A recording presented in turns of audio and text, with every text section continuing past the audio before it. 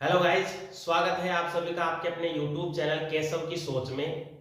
आज मैं आपसे बात करता हूं एक ऐसे टॉपिक पे कि कौन सी चीज है जो अमीरों को अमीर बनाती है। ऐसी कौन सी चीज है जो अमीर लोगों को और भी ज्यादा अमीर बनाती है। ऐसी कौन सी एक सोच है उनकी जो अपने अंदर नहीं है, अपने को वो जगानी पड़ती है। तो इस बात पे हम पूरी चर्चा करते हैं आज हम।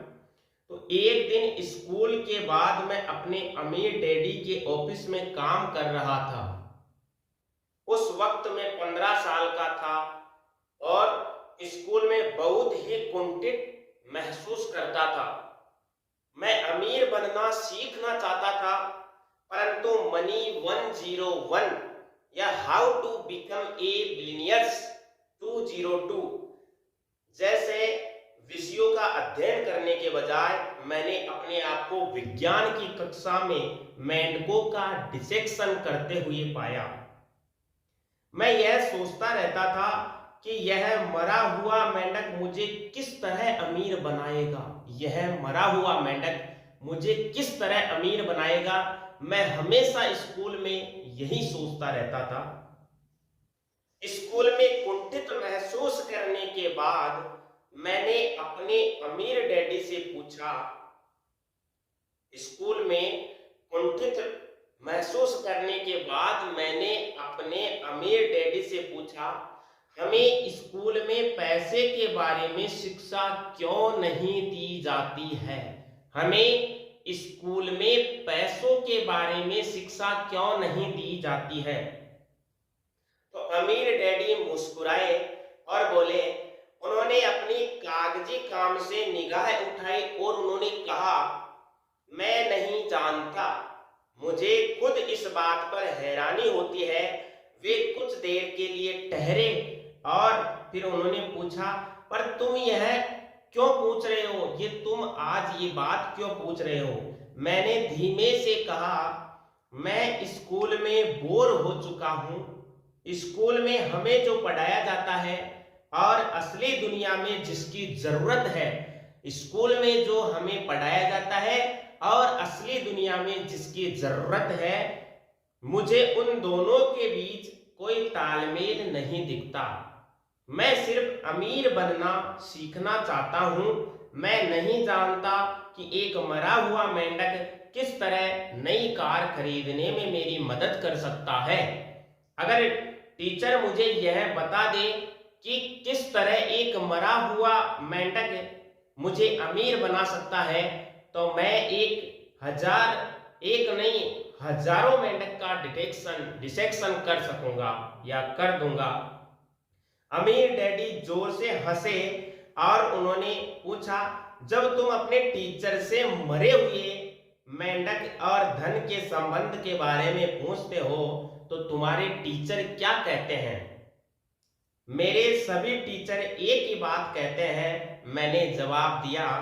वे वही बात दोहराते हैं, चाहे मैं उनसे कितनी ही बार पूछूं कि स्कूल किस तरह असली दुनिया के लिए प्रासंगिक है। और वे कहते हैं, तुम्हें अच्छे नंबर लाने की जरूरत है ताकि तुम्हें एक सुरक्षित नौकरी मिल सके। मैंने जवाब दिया, ज्यादातर लोग यही चाहते हैं। अमीर डैडी ने ऐसा कहा कि ज्यादातर लोग यही चाहते हैं। ज्यादातर लोग नौकरी पाने और किसी तरह की आर्थिक सुरक्षा हासिल करने के लिए ही स्कूल जाते हैं, परंतु मैं यह नहीं चाहता। मैं किसी और के लिए काम करने वाला कर्मचारी नहीं बनना चाहता। मैं अपनी जिंदगी इस तरह से नहीं गुजारना चाहता कि कोई दूसरा मुझे बताए कि मैं कितना धन कमा सकता हूं या मैं कब काम करूं या मैं कब छुट्टी मनाने जा सकता हूं। मैं स्वतंत्र रहना चाहता हूं। मैं अमीर बनना चाहता हूं, इसलिए मैं नौकरी नहीं करना चाहता। उन लोगों के लिए जिन्होंने मेरी रिच डैड पुअर डैड पुस्तक नहीं पढ़ी है, मैं बता दूं कि मेरे अमीर डैड मेरे सबसे अच्छे दोस्त के डैडी थे। हालांकि उन्होंने जीरो से अपना सफर शुरू किया था और उनके पास कोई औपचारिक शिक्षा नहीं थी, परंतु वे अंततः हवाई राज्य के सबसे अमीर लोगों में से एक बन गए। मेरे गरीब डैडी यानी मेरे असली डैडी बहुत उच्च शिक्षित थे और एक ऊंची तनख्वाह वाले सरकारी अधिकारी थे, परंतु उनकी अच्छी तनख्वाह के बावजूद हम लोग हर महीने के आखिरी में दिवालिया हो जाते थे। जब उनका अंतिम समय आया तो वे दिवालिया ही मर गए और उनके पास जिंदगी भर की कड़ी मेहनत के एवज में दिखलाने के लिए कुछ भी नहीं था। मैं जानता था कि मुझे स्कूल में वह शिक्षा नहीं मिलेगी जिसकी मुझे तलाश थी, इसलिए मैंने स्कूल के बाद और वीकेंड में अपने अमीर डैडी के साथ अपनी पढ़ाई शुरू की। मैं जानता था कि स्कूल के पास वे जवाब नहीं होंगे जिनकी मुझे तलाश थी, क्योंकि मेरे असली डैडी यानी मेरे गरीब डैडी हवाई राज्य के शिक्षा प्रमुख थे। मैं जानता था कि मेरे असली डैडी जो मुख्य अध्यापक थे पैसे के बारे में ज्यादा नहीं जानते थे, इसलिए मैं जानता था कि स्कूली सिस्टम मुझे वह नहीं सिखा सकता जो मैं सीखना चाहता था। 15 वर्ष की उम्र में मैं यह नहीं जानना चाहता था कि अमीरों के लिए काम करने वाले कर्मचारी कैसे बना जाए, बल्कि मैं यह जानना चाहता था कि अमीर कैसे बना जाए। इसके अलावा मैं किसी ऐसे वयस्क व्यक्ति की तलाश करने लगा जो मुझे पैसे के बारे में सिखा सके, क्योंकि मैंने देखा कि मेरे माता पिता पैसे की तंगी के कारण अक्सर लड़ते झगड़ते रहते थे। इसलिए मैं अपने अमीर डैडी के पास पढ़ने के लिए आया। मैंने उनके साथ 9 साल की उम्र से लेकर 38 साल की उम्र तक अध्ययन किया।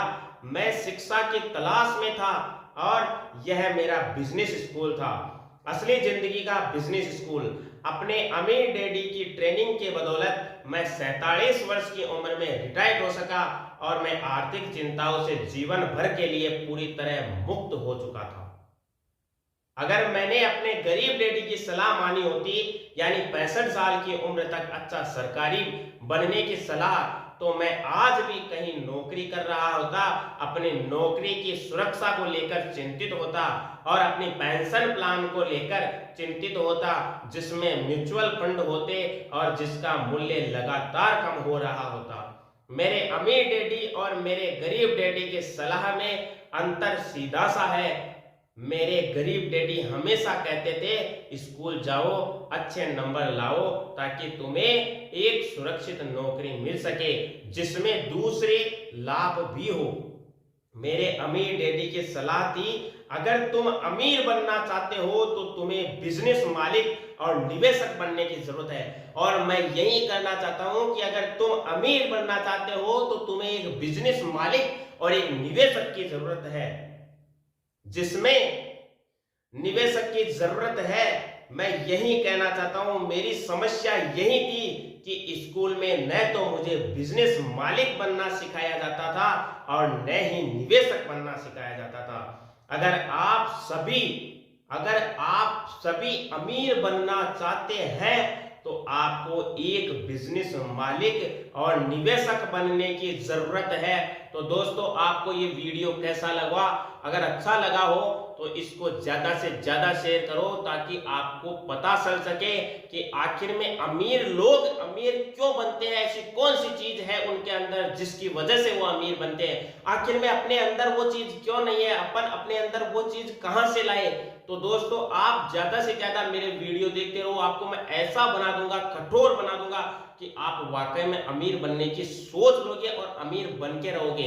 तो वीडियो को ज्यादा से ज्यादा शेयर करो, लाइक करो, सब्सक्राइब करो। मिलते हैं एक और अगले वीडियो में, तब तक के लिए थैंक्स।